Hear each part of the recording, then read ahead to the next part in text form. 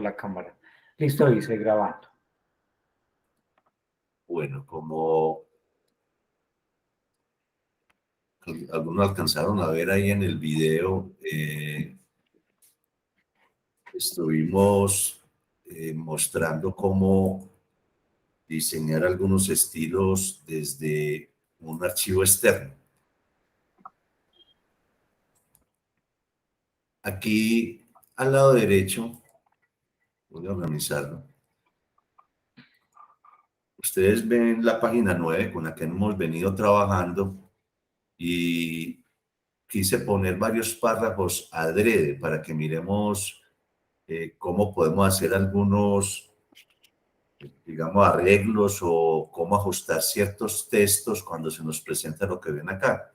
Cuando un párrafo o un texto ya está muy al borde o muy cercano al número de página. Esto no es bueno, no se ve bien. Siempre hay que tratar de dejar una margen entre el número de página y el texto.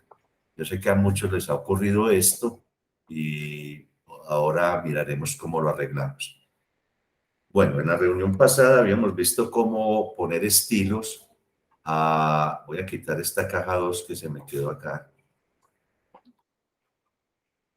A algunos textos desde la misma etiqueta o desde el encabezado del HTML. Incluso también voy a quitar este contenedor que no es necesario. Bueno. Ahora vamos a crear, como lo vieron en el video, espero que hayan visto los 3 videos, a crear una hoja de estilos externa. Para eso, desde el editor HTML que tengan, bien sea el Sublime o este que tengo yo acá, que es el Notepad, creo una nueva hoja de estilos. La vamos a guardar como. Voy a ir a mis estilos, a la carpeta extra, y voy a crear un archivo que voy a llamar mis estilos. Con extensión CSS. Observen que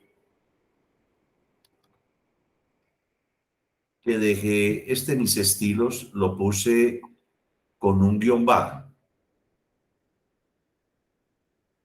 Esto es una costumbre que tenemos todos. Ramiro es uno de ellos que lleva muchos años programando, porque anteriormente los navegadores, cuando dejábamos un espacio y algunos ponen todavía tildes y ñes, esos navegadores no lo reconocían y teníamos problemas. Hoy en día todos los navegadores aceptan los espacios, pero por prudencia es mejor dejarlo así, seguir con esta costumbre, porque no falta quien tenga un navegador antiguo que no haya actualizado. Eso es común todavía. Entonces, por eso dejamos el guión bajo. Entonces, guardamos mis estilos. En el archivo index de mi libro, del libro que ustedes tienen, al inicio están los enlaces a los estilos. Por ejemplo, aquí tenemos el enlace al archivo style que está en la carpeta extra y está el enlace a mis estilos. Ese libro base lo dejamos por defecto con la llamada a esta hoja externa. Si de pronto usted tiene otro y no le aparece este enlace, hay que ponerlo, porque de lo contrario, todo lo que hagamos acá no va a afectar para nada aquí en nuestro texto.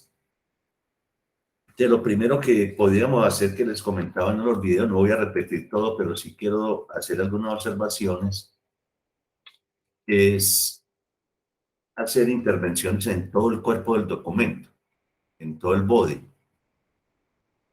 Siempre que yo voy a hacer una intervención en alguna etiqueta, debo abrir unas llaves y cerrar unas llaves, tal como lo hice acá. Siempre la abro y la cierro, así como hacemos con las etiquetas, porque a veces se nos olvida. Y les comentaba que una primera opción era cambiar el tamaño de la fuente. Por defecto, el tamaño de la fuente son 18 píxeles. Aquí yo quiero explicar algo. Voy a poner aquí 17 píxeles que sería una forma de arreglar este texto de acá.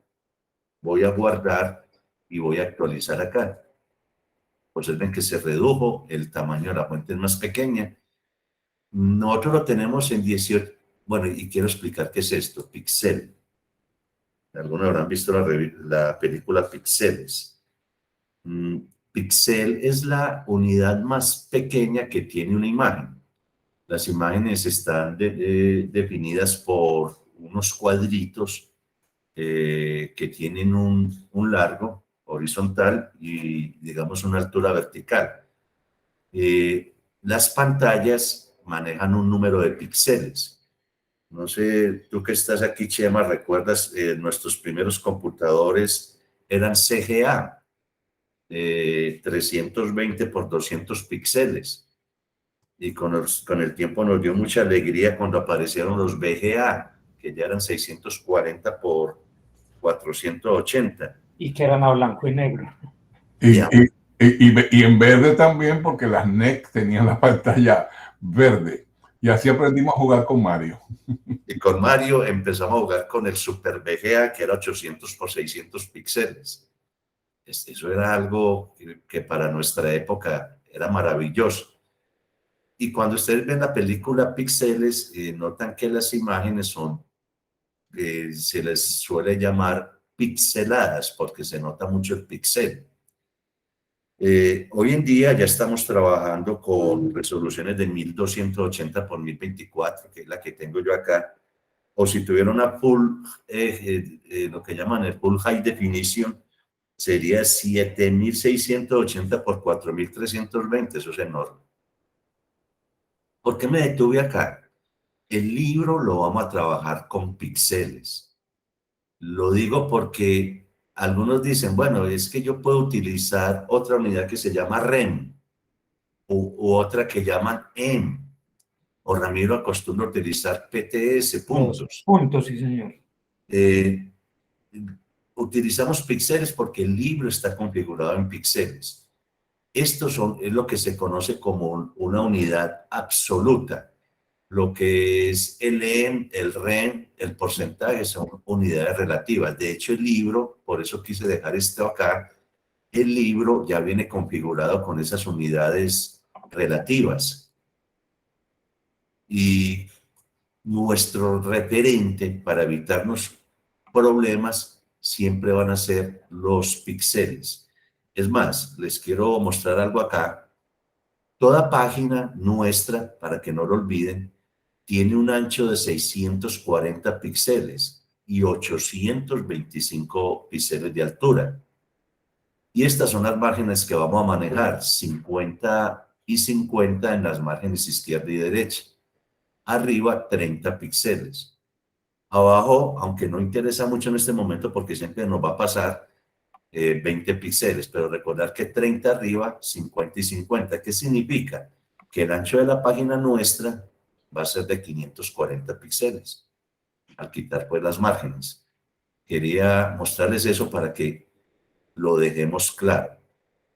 Que yo puedo usar el REM o el EN. Bueno, si quiero usar el EN, use el EN. ¿Qué significa el EN?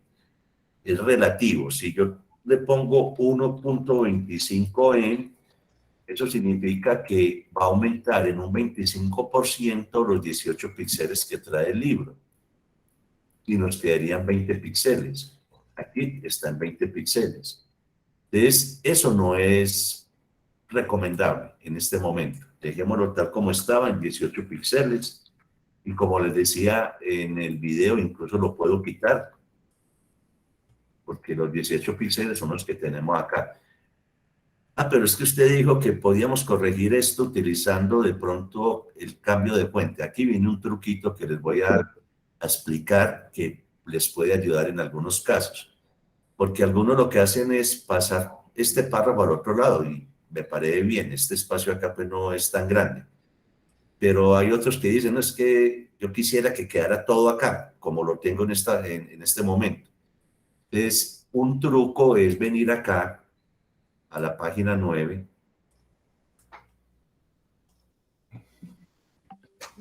Estoy aquí en la página 9 y utilizar, y por eso les decía también en el video que eventualmente yo puedo seguir utilizando estilos en mis etiquetas, porque a veces lo necesito.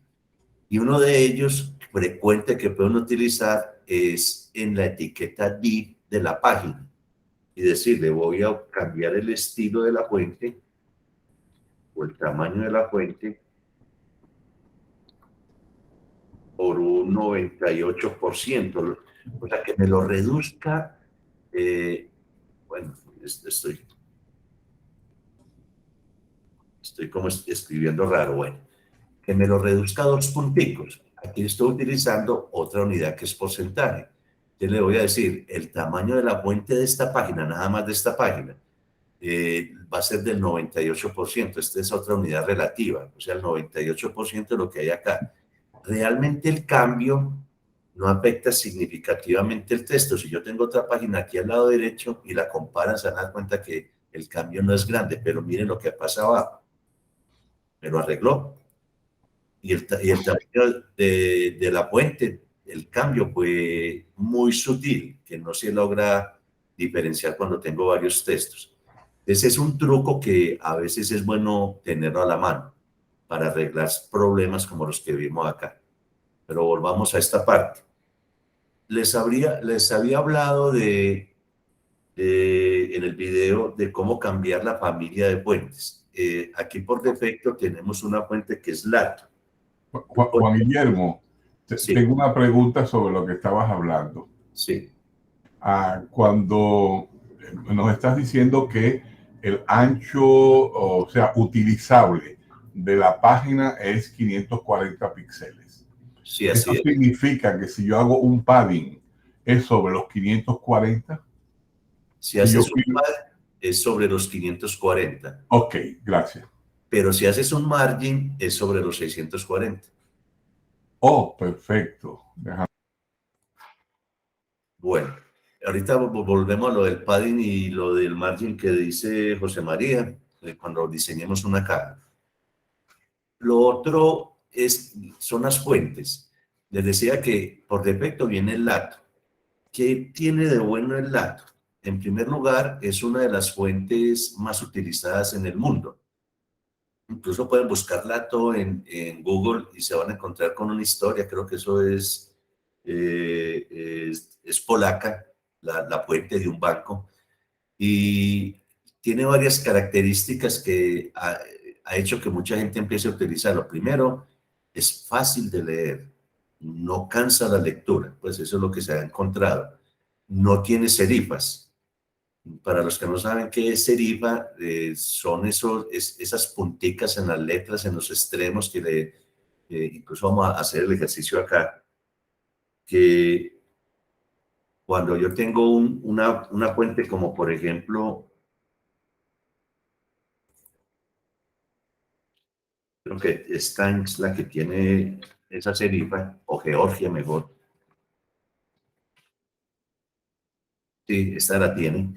Observen que en los extremos, por ejemplo, la H tiene unos bordecitos, la B, la L, eso es lo que llama la serifa. Tampoco es recomendable en los textos que aparezca esa serifa. Cansa la lectura. Eso no se lo dice Juan Guillermo. Hay estudios en ese sentido en el cual se demuestra que no es conveniente tener textos con serifa y tener otros tipos de texto que pueden cancelar, molestar la lectura. Entonces, no le recomiendo cambiar. Más adelante, si alguno pues le gusta algún tipo de fuente, por ejemplo, yo aquí tengo un libro que estamos diseñando o terminando de ajustar al nuevo modelo. Ese lo tengo en un tipo de letra que a mí me gusta mucho, que es el Amaran, observenlo acá, y lo quise dejar en Amaran simplemente porque la mayoría de nuestros interactivos ya tenían el Amaran, como por ejemplo este que están viendo acá, los epicicloides, pero no me voy a tener acá a mostrarle esto, que ya después los comparto en otro espacio. Entonces no es conveniente cambiar en este momento la fuente. Por eso lo decía jocosamente en el primer video. Entonces finalmente nos explicó todo un video de 14 minutos para decir que no le hagamos nada al cuerpo. Por ahora no lo hagamos. Más adelante ustedes lo pueden intervenir.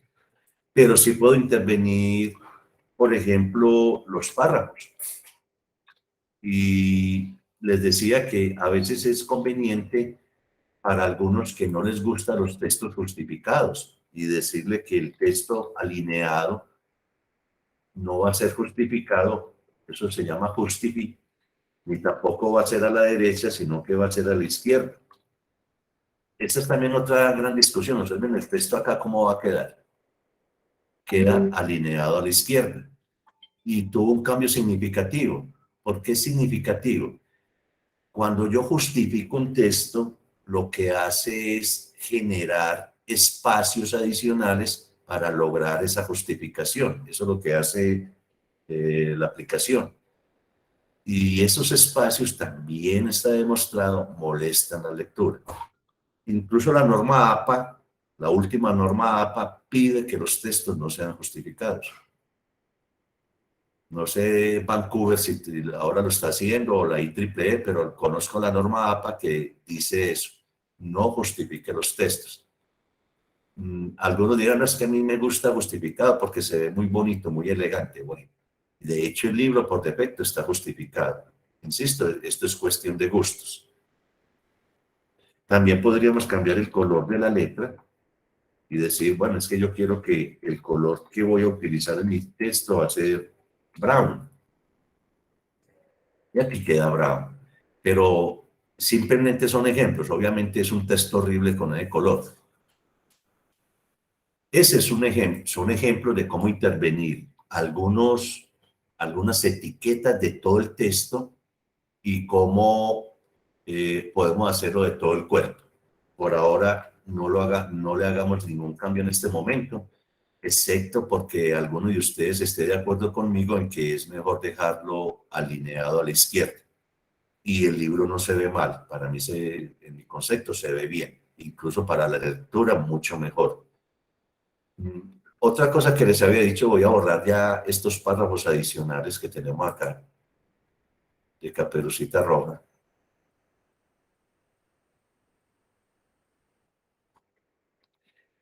Para empezar a trabajar únicamente con lo que tenemos aquí, con estos dos textos.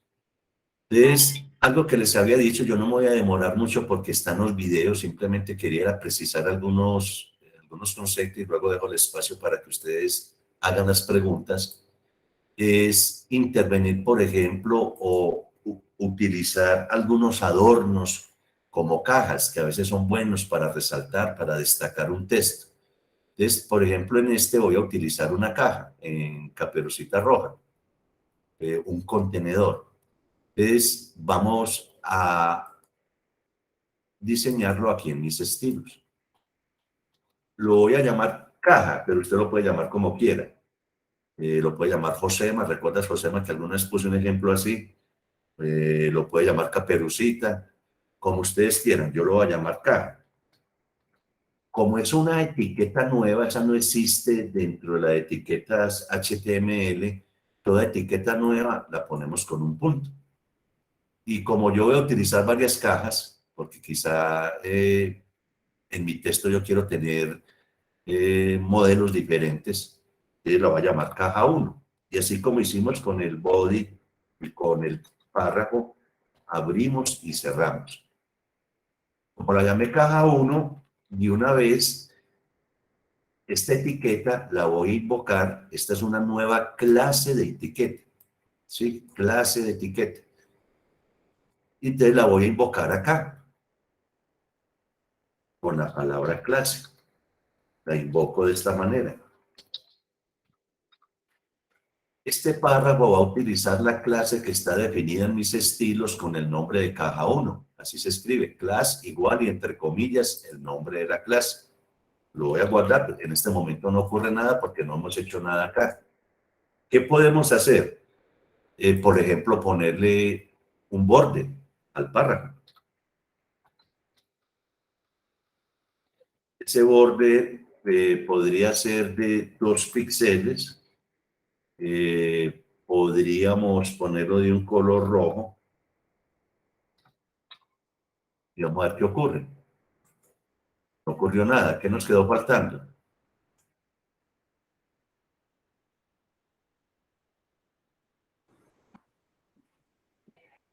Decirle Ninguno, que están es muy borde callados. sólido. Se ve que no han visto el video, Ramiro. Ahí sí nos pasó esto. Los bordes se definen de esta manera, el tamaño, 2 píxeles. Es que a mí no me gusta 2, yo quiero un borde que realmente destaque el texto, le voy a poner 10 píxeles, 10 píxeles. Y que sea sólido, sí, y de color rojo. Yo estoy poniendo cualquier cosa acá. Aquí vamos a lo que decía Chema. Es que el texto quedó muy pegado del borde. Entonces vamos a ponerle una margen. Alguna vez les había dicho que las márgenes izquierda y derecha la podíamos cambiar con margin. Incluso cambiémoslo de una vez. Voy a ponerle un ancho a la caja y le voy a decir que es del 80%. Todo estilo tiene un nombre de estilo y tiene unos parámetros que define el estilo. Todo estilo debe terminar en punto y coma. Si yo no pongo el punto y coma, como lo voy a hacer acá, pues no me va a afectar el ancho. Bueno, si me lo afectó, me engañó. Pero si se lo quito acá, por ejemplo, ignoro los anchos, no va a ocurrir nada, acá no los punto y comas. En este momento tenemos un borde y un ancho de la caja. Yo les había dicho alguna vez, si yo quiero centrar la caja, entonces lo que hago es poner una margen izquierda, aquí es donde viene lo que hablábamos con Chema. Si yo tengo un 80% y todo esto es el 100%, significa que a la izquierda me falta 10 y a la derecha 10 para poder centrar. Y podríamos hacer esto. Es una manera de centrar. Y me centró la caja. Pero ¿qué ocurre? Que después yo me arrepiento. No, es que ese 80 no me gusta. Me gustaría más bien un 70%. Ya no está centrada. Entonces, hay una forma de no estar cambiando la margen izquierda, y es tanto la margen izquierda como la margen derecha, el margin right, acá los dejo en automático. Y ahí no importa, obviamente aquí me lo centra, no importa si tengo 70, 80, 60, siempre me la va a centrar. Entonces, estas son las márgenes de este elemento llamado caja, de este contenedor llamado caja, a la izquierda y a la derecha. Pero es que el texto está muy pegado en los bordes. Ahí vienen las márgenes del contenido de este elemento con respecto a los bordes. Y allí no se utiliza margin, se utiliza padding. Y le vamos a poner, por decir algo, 5 píxeles u 8 píxeles. Cuando yo pongo la margen de esta manera, le estoy indicando que tanto para arriba, derecha, abajo, izquierda, le va a poner esa margen. Ahí tenemos una margen. Es que yo he visto que usted le pone unos bordecitos lo más de bonito acá en las esquinas. Eso se hace con algo que llama border radius o borde de radio. Y le voy a poner 12 píxeles. Ahí quedó con esos bordes. Pero también a veces usted le pone sombra. Como este es un contenedor, una caja, por eso lo llamo caja, en inglés es box, y le voy a decir que le va a poner una sombra. Esa sombra, lo primero que se declara es cuánto lo voy a correr hacia la derecha. Pero voy a decir, lo voy a correr 3 píxeles. ¿Y cuánto lo voy a correr hacia abajo? 2 píxeles. Y si la voy a difuminar para que no me quede de todo el color, sino que el color vaya variando. Entonces aquí se pone la difuminación, le va a poner 0 por ahora. Y el color de la sombra, que va a ser negro. Guardamos y observemos la sombra. Aquí se ve. Es que yo no alcanzo a ver. Entonces póngale después 13 píxeles para que la vea. Ahora sí la ve. Muy negra. ¿Y qué pasa ¿Y qué sucede si utilizo un valor, por ejemplo, de 6 píxeles en la difuminación? Observen cómo la sombra cambia, se va difuminando. Obviamente 13 es exagerado, podemos ponerle 4 acá y 3 acá. Y a veces este borde de acá, pues a algunos les gustará. A mí particularmente no me gusta, pero lo podemos quitar. Y observen el efecto. La misma sombra se encarga de determinar, de delimitar el contenedor. Pero quizá este fondo blanco con este fondo blanco no se vea bien. Entonces es allí donde utilizamos un fondo, un color de fondo, que puede ser, por ejemplo, yo utilizo mucho el Alice Blue.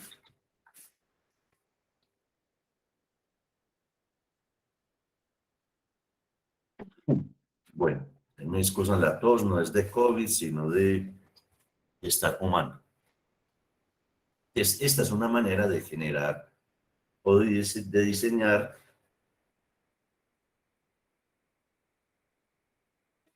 un contenedor o una caja. A ver, ¿qué más podemos ponerle a la caja? Es que yo vi que usted le puso por acá un título en el video. Para poner títulos, por ejemplo, para un encabezado como H1, H2, H3, no es bueno modificarlo en mis estilos. Pero uno que generalmente uno no utiliza es el H5. Entonces puedo incorporarle un título, lo voy a hacer acá en Indis, a Caperucita Roja. Le voy a poner un título que diga, por ejemplo, H5, a Caperucita, por decir cualquier cosa.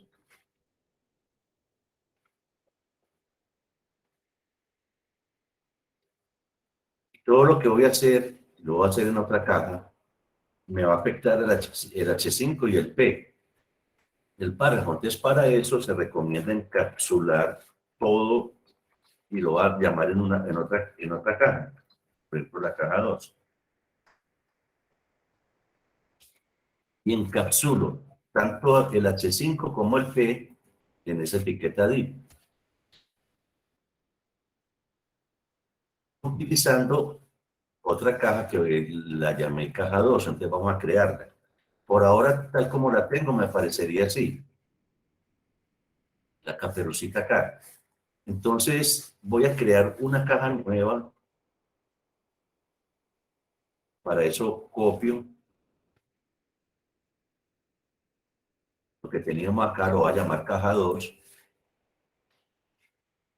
Que si yo actualizo acá, me aparece este fenómeno, claro, porque es que tengo una caja acá y acabo de repetir la caja 2 con las mismas características. Enseguida corregimos eso. Y yo quiero modificar el H5. Entonces el H5 se modifica de esta manera. Entonces le decimos que la caja 2, el H5, va a tener las siguientes características. Una de ellas es que el color de la letra va a ser rojo, por ejemplo. El color de la letra va a ser rojo, aquí ocurrió eso. Que el tamaño de la letra va a ser bien grande, pongámoslo de 30 píxeles. Ya nos quedó de 30 píxeles. Que además lo vamos a centrar. Es align, center. Quedando muy bonito. Bueno, pero quitemos esa caja de acá que nos está estorbando mucho. Entonces es simplemente quitársela al párrafo que lo teníamos acá y dejar nada más la caja 2. Ya va quedando mejor. Pero ese H5 yo le puedo poner también un fondo. Sí, también le puedo poner un fondo. Background color. Incluso voy a cambiar. Voy a dejar el fondo en rojo y el color de la letra en blanco. Observemos. Ahí está quedando muy bonito. Pero ¿qué pasa con esas márgenes que tiene en todos los lados que está acá. Se ve como feo. Entonces allí volvemos al padding. O mejora la margen, porque recordemos que aquí ya tenemos una cajita, voy a ampliar un poquito. Tenemos una cajita pequeñita llamada H5 y el padding es de la letra de la caperucita con respecto a los bordes de esa cajita roja. Pero esa cajita roja con respecto al contenedor, la caja 2, ya esto es margen. Entonces vamos a modificar la margen.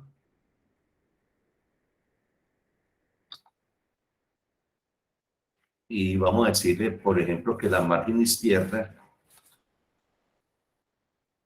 como aquí le habíamos puesto 8 píxeles, me puedo retrasar 8 píxeles. Claro, es que siempre que escriba píxeles bien me va a funcionar. Ocurrió acá. Y luego lo hago con margin right y también con margin top.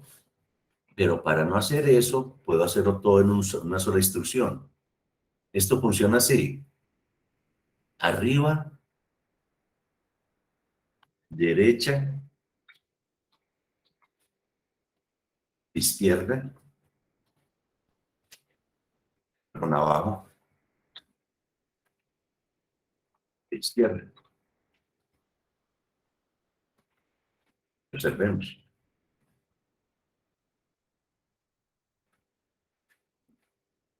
Pero se perdieron los bordes.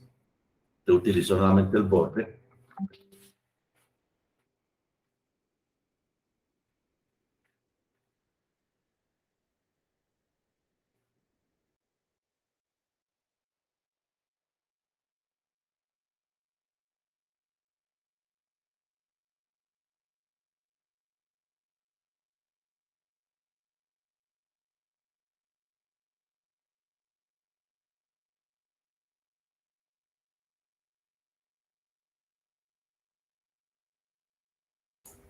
Bueno, me excusan porque se me presentó un problema acá.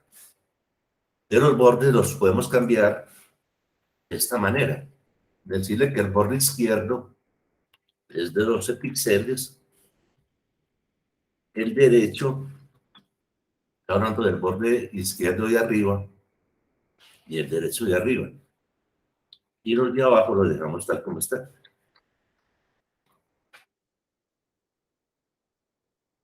Que son maneras, bueno, aquí me faltó algo muy importante, es el rayo de borde. Entonces, de esa manera estamos generando una caja especial.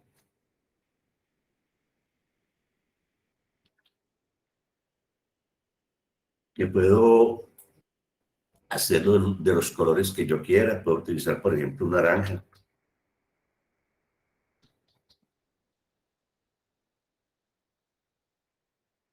Es un modelo.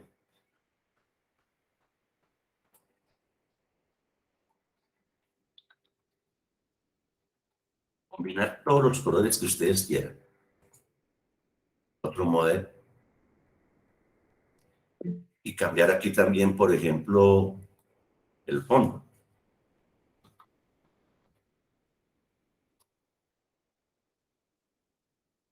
Realmente se ve horrible. Y finalmente, les decía que es muy importante cuidarnos del modo oscuro, que efectivamente esto se vea bien. Cuando ustedes vean que realmente no se está viendo bien, pueden modificar, por ejemplo, en este caso, el color en modo oscuro. Eso se hace de esta manera. Y aquí termino. Body dark, estamos diciendo que la parte oscura del cuerpo del libro, para el caso de la caja, como es una etiqueta nueva, para el caso de la caja 2, hacer el color lo puedo modificar. Por ejemplo, el que tengo ahí, ¿se vería bien en qué color? Pongámosle negro, por ejemplo. De esa manera se me ve bien en modo oscuro y también en modo claro. Siempre estar vigilando que en el modo oscuro esté bien. Alguien me decía, no, pues que eso es demasiado esfuerzo, estar siempre pendiente de esas cosas, entonces simplemente elimine esta barra de herramientas. Y para cualquier persona, su libro se va a ver en un solo color. Son recomendaciones. Otra cosa que les había dicho, que es bueno imprimir el PDF para ver que realmente el libro se está viendo bien. Aquí está el libro, lo tengo en modo oscuro, esté funcionando bien. Y lo voy a guardar acá en esta parte que lo he llamado de esa manera. Y cuando lo abra en mi libro, si lo edito o lo abro con un navegador, yo suelo hacerlo también con el mismo Chrome, pero se ve que el libro se ve bien. ¿Y cómo sé yo que no he cometido una barbaridad? Si funcionan los enlaces. O sea, funcionó el enlace, me envió acá. Es bueno tener cuidado que el PDF funcione. Les voy a decir por qué. Porque cuando lo publiquemos o lo publique usted en algún sitio, como por ejemplo en la red educativa digital Descartes, que siempre está dispuesta a recibir los libros, por ahí hay unos pendientes de subir. El tuyo, Ramiro, por ejemplo, no falta sino que pongas la descripción. Se sube tanto el libro digital interactivo como el PDF interactivo que estoy mostrando acá. Y les tengo una buena noticia. Ayer me dio por probar, alguna vez yo tenía una cuenta en ISO, ISO es esto, tenía una cuenta en ISO y me dio por subir el libro Mi Pandemia. Y observen, recuperamos el flipbook. Los enlaces funcionan. Por ejemplo, voy a ir, pues aquí es por conectividad porque tengo muchas cosas abiertas, pero se ve bien. Voy a ir, por ejemplo, acá. Las imágenes van bien, incluso si yo le hiciera clic acá me lo abre en una ventana aparte. Tiene la ventaja pues del zoom.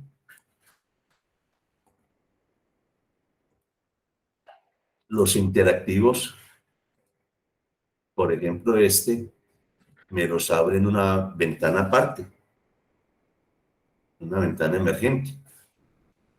Funciona perfectamente. Regreso nuevamente al ISO. Tendría su libro en 3 modelos. Uno, el modelo que es el que más importa, el libro interactivo, es el que estamos diseñando. 2, genero un PDF para tenerlo también en PDF y compartirlo con mis amigos, mis estudiantes, mis familiares. Y 3, lo puedo subir a un servicio como ISO y tener otro modelo de libro. O sea, tendríamos un libro en 3 formatos. Con todo esto que vamos a aprender a hacer, con incorporación de imágenes, con incorporación de objetos interactivos. Eso es pues como una buena noticia que tenemos, el hecho de generar el PDF que nos permite utilizar este tipo de herramientas. Ahora sí dejo el espacio, tenemos 20 minutos, necesito que me hagan muchas preguntas. Ofrezco excusas por cualquier error cometido en el desarrollo de esta breve presentación. Por aquí dice Chema, estaba levantando la mano. Dale, Chema. Chema. Se arrepintió. No he dejado de presentar por si de pronto hay preguntas con respecto a lo que estamos haciendo. Catalina Hurtado, cuéntame si lo que viste en los videos o lo que explicamos ahora, pues no has tenido problemas, porque realmente no hemos explicado sino 12 estilos, nada más 12 estilos, que poco a poco, a medida que vas avanzando, Catalina, te vas a dar cuenta que los vas aprendiendo fácilmente. No, pues la verdad yo apenas voy a empezar pues como a hacer el libro que yo le estaba comentando y todo a Ramiro, que la idea es como integrar una información que tenemos en la unidad pues al libro, ¿cierto? Eso es como para que nos quede de insumo a la unidad y para tenerlo yo también, para aprender, para el aprendizaje de lo del libro virtual. Pero por ahora, pues, yo he entendido, pero si tengo alguna duda, pues les pregunto durante las otras secciones o le pregunto también a Ramiro, pues. Si no, en cualquier momento en la oficina, pues podemos mirar el avance. Pero sí es la idea, o sea, ya tengo pues como la idea inicial y ya estoy en esas, pues como ya armando como un bosquejo de lo que va a hacer. Perfecto, Catalina. Y recuerda que también por WhatsApp lo puedes preguntar. Cualquier pregunta que aparentemente creamos tonta puede ser útil para todos. Ahora sí, Chema. No, muchas gracias. Disculpen, es que tenía que inyectarme. La pregunta es esta. En la caja 2 habíamos puesto un título con H5. Mi pregunta es, ¿puedo ponerle a ese H5 una sombra al título? Excelente pregunta. Sí, este es otro de los estilos que se llaman sombra para el texto, que es lo que está diciendo Chema. De una forma similar puedo poner la sombra. Esa sombra, observen que el box shadow que habíamos puesto acá, lo voy a replicar. Les decía que la sombra a la derecha era 4 píxeles, hacia abajo 3. Alguien me preguntaba, ¿pero puedo ponerlo a la izquierda? Sí, haciendo esto. Menos 4 px y menos 3 px. Pues no es lo usual, pero también puedo poner sombras en esta forma, pero simplemente dejémoslo como ejercicio, Chema, a ver cómo quedaría. No te va a funcionar porque pusiste punto y coma y no 2 puntos. Qué bien. Excelente. Era para ver si estaban prestando atención. Cierto, eso es lo que hizo el profesor cuando equivoca, no era para ver si ustedes ¿Qué profesor más malo? Bueno, no sé dónde, aquí está. De pronto aquí no se alcanzó a apreciar. No deja verlo bien. No, es correcto. No se alcanza a apreciar debido al fondo, que es oscuro. Claro, sí.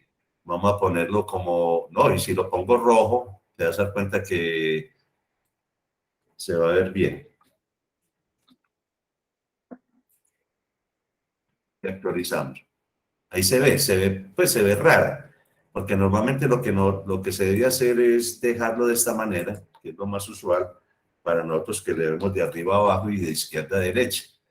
No sé si me entienden el mensaje, porque a veces aquí sí se ve mejor.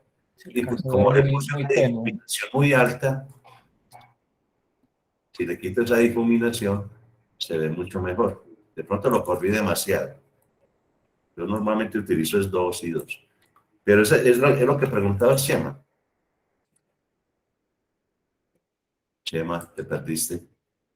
No, estoy perfecto, sí. Es que a veces necesitamos resaltar de alguna manera diferente un título, una parte, y bueno, esa me parece que es ideal. Y bueno, hay que venir a todos los cursos, porque en el curso pasado esto tú no lo explicaste así.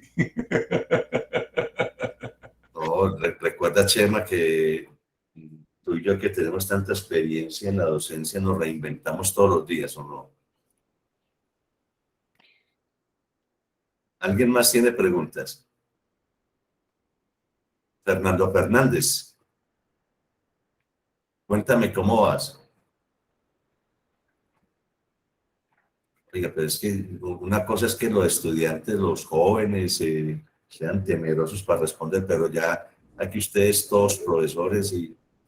Pero Juan Graciano creo que tiene algo para decir. Sí, ¿quién? Sí, José María me leyó la mente. Primero saludarles desde la República Dominicana y desear que todo ande bien donde quiera que ustedes se encuentren. Hoy, viendo el tema de del archivo externo de las hojas de estilo, quisiera preguntar dos cosas. Primero, si nos conviene más tener esa configuración, porque después de haber visto dos de los videos, el tercero no lo he podido ver, para ser sincero, y ver la clase de hoy, creo que para fines productivos es mucho más fácil configurar el libro desde un archivo externo de hojas de estilo.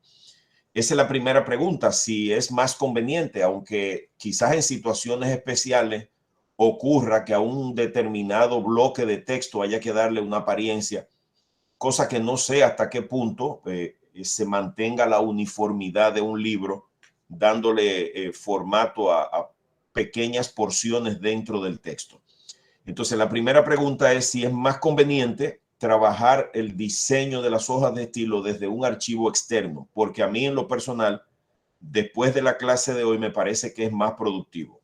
Y la segunda pregunta es si teniendo yo previamente, incluso creo que Catalina comentaba que tiene unos textos que quiere convertir en libro para que le sirva primero de ejercicio en este curso y segundo que le quede como material en su lugar de trabajo, si mal no entendí, y poder compartirlo con otros.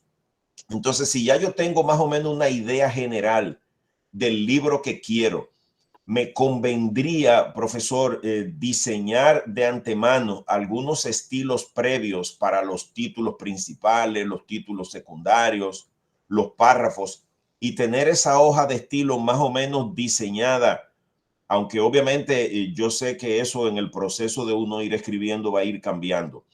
Pero me conviene hacer esas dos cosas desde su experiencia. ¿Qué nos dice usted, profesor?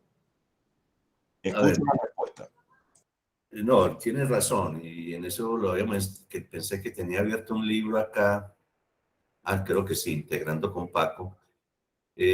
A veces es conveniente tener unos estilos especiales, como por ejemplo, en el caso de matemáticas, para destacar fórmulas, por ejemplo, o para destacar el texto de un teorema, de un postulado.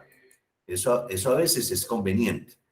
Y no hacerlo cada vez que se me presente un título, un teorema, un lema, por ejemplo, de tener la forma de tener el formatico de la caja, por ejemplo. Ese es muy utilizado. Bueno, aquí no... Por ejemplo, yo aquí utilizo, o nosotros utilizamos voy a ampliarlo, una clase para Paco. Este es un libro que llamamos Integrando con Paco. De siempre que iba al párrafo de Paco, le ponía clase Paco. Y Paco tiene la característica es que está en color verde. Entonces, siempre que esté hablando Paco, pues tendría que invocar diseñar el estilo, y eso no es conveniente. Lo conveniente es que esté en una, como tú lo dices, aquí está, en una hoja de estilos externo. Eso es lo conveniente, porque insisto, estar haciendo el diseño de estilo etiqueta por etiqueta se vuelve muy engorroso. Entonces, en cualquier momento llamo la clase Paco, ¿y qué es lo que hace? Ese párrafo me lo pone en verde. En cualquier momento llamo la clase caja 1, ¿qué es lo que hace? Esa formulita, o ese teorema, o ese postulado, o una ley, me la destaca en un recuadro, en un contenedor que yo defino previamente, como tú lo dices, en una hoja de estilos externa, para no estar diseñándolo siempre. Eso es de cada persona, de cada autor que quiera dar, digamos, esas decoraciones. Hay otros que no lo hacen, simplemente se sienten satisfechos con los títulos que trae el libro por defecto, H1, H2, y los textos tal como están. Eso también es válido. Lo que pasa es que hay otros como nosotros los viejitos que nos gustan esas decoraciones, pero es cuestión de gustos. Chema. A mí en lo personal, por experiencia, el primer libro, el de matemática, que bueno, ninguno está terminado, desgraciadamente, fue mi primer encuentro, por supuesto. Y en la medida en que fue haciendo el libro, me percaté que antes de comenzar, yo debía definir algunas cuestiones. Y, por ejemplo, el color que yo voy a utilizar predominantemente en algunas cuestiones. El tipo ¿cómo se llama esto? En el caso de los títulos H1, H2, cómo era que lo quería hacer. Y después, en la medida en que fui haciendo y mirando cuando se ve en fondo negro o en fondo blanco, las cajas, cómo quería las cajas. En algunos casos, yo no soy muy amante de las cajas. En algunos casos, pues bueno, las cajas las tuve que ir modificando paulatinamente hasta que encontré aquella que me gustaba. Lo mismo con cualquier otra cosa que fuera a hacer. La portada, todo eso fue poco a poco. El primer libro es, yo creo que es imposible. Bueno, siempre hay genios. Juan Graciano es un genio. Entonces es posible que de la primera vez salga todo perfectamente bien. Pero el primer libro es un libro de aprendizaje, que no necesariamente va uno a estar muy conforme con lo que hizo, sino más bien es lo que va a utilizar para lo segundo como experiencia. Y siempre, como me enseñó tanto Ramiro como Juan Guillermo, para eso están las versiones, versión 1, versión 2, versión 3, versión 4, en la que uno ya puede concluir con una cosa mucho mejor. Esa fue mi experiencia, por eso quise compartirla. Y te lo agradezco, José María, porque al final uno quisiera que durante todo el libro se mantenga una uniformidad, una estandarización, para que eso no parezca, porque quizás para mí, como fines de práctica de ir aprendiendo, quizás en un capítulo haga una cosa, en el segundo haga otra, porque quizás este primer libro, como bien tú dices, sea un ejercicio didáctico, porque estamos profundizando en el lenguaje HTML que yo había visto, pero que hace tiempo que no le ponía la mano, estos ejercicios de hojas de estilo. Entonces, cuando uno ya tiene el dominio de las instrucciones, de los parámetros de cada una de las etiquetas, tanto en HTML como en hoja de estilo, entonces lo que conviene es hacer eso que tú bien estás explicando desde tu experiencia.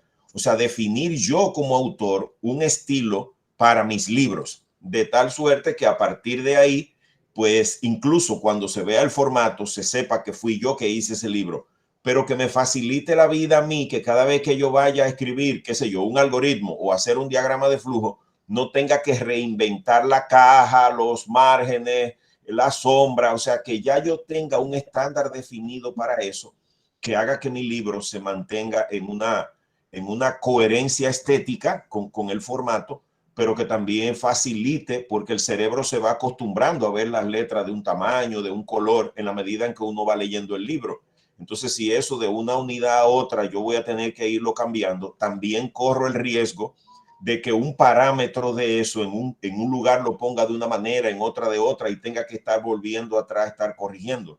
Y ahí es donde veo la clase de hoy que el profesor Juan Guillermo ha explicado también, que uno pueda sacar un tiempecito, y yo quiero aprovechar el fin de semana de la semana que viene, que aquí en el país va a ser un fin de semana largo, porque el día del trabajo o del trabajador se va a mover para el lunes.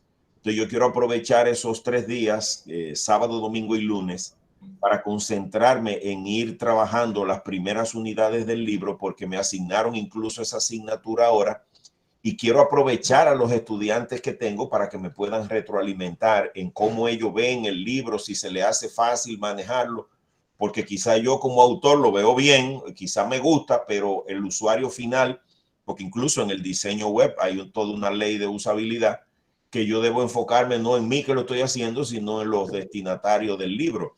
Entonces quiero quizás soy muy ambicioso y estoy aprovechando muchas cosas, pero para mí esta es una experiencia especial y de nuevo le doy la gracia a Chema por meterme en este curso. Muchas gracias. Y una cosa que quiero agregar.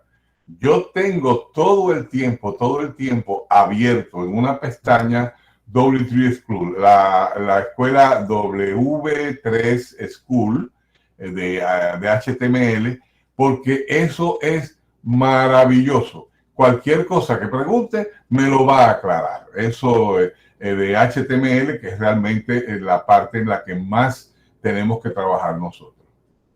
Lo que dice Chema es cierto. El W3 School, allí podemos encontrar respuestas a muchas preguntas, pero no me voy a detener ahí, sino en algo que también dijo Chema, y que era la respuesta que estaba esperando Juan Graciano: usar siempre la hoja de estilos externa.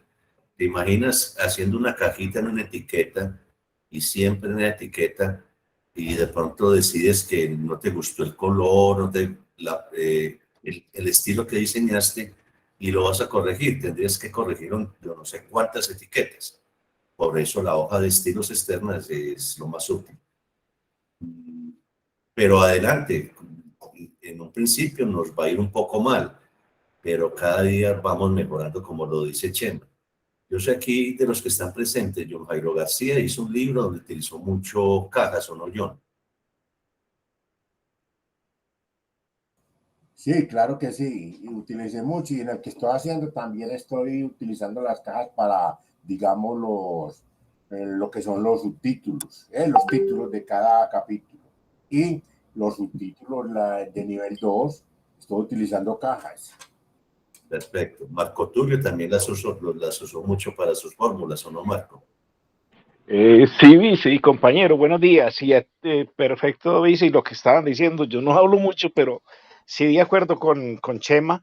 En un principio a uno le queda con muchas cajas y muchas cosas diferentes, y después uno ya estandariza, pero efectivamente es mucho mejor uno sacar el tiempo, hacer las cajitas para cada uno y hacerlo externo, porque si tiene alguna modificación le hace una vez y queda todo el libro.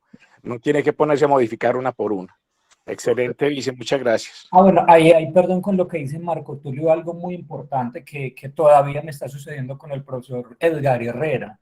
Es que porque le dio pena preguntar, precisamente trayendo a colación lo que decía el Vice ahorita a Catalina, que pregunten cualquier cosa, por muy tonta que puedan creer que sea, porque él lo que hizo es, en cada capítulo, él iba a incluir una caja pues así redondeada como la que practicamos hoy con título y letras y todo, y él no hizo una caja estándar para todo el libro, sino que para cada párrafo, o sea, ni siquiera cada capítulo, cada párrafo, diseñó un estilo de caja diferente, o sea, teniendo en cuenta que al momento de revisarle tenía por lo menos como 30 estilos de caja diferente, y la diferencia entre una caja y otra era como decir un color o una línea, pero técnicamente eran solo 3 cajas en realidad para los diferentes niveles. Entonces, claro, eso colapsa el libro porque son demasiados estilos que tiene que cargar para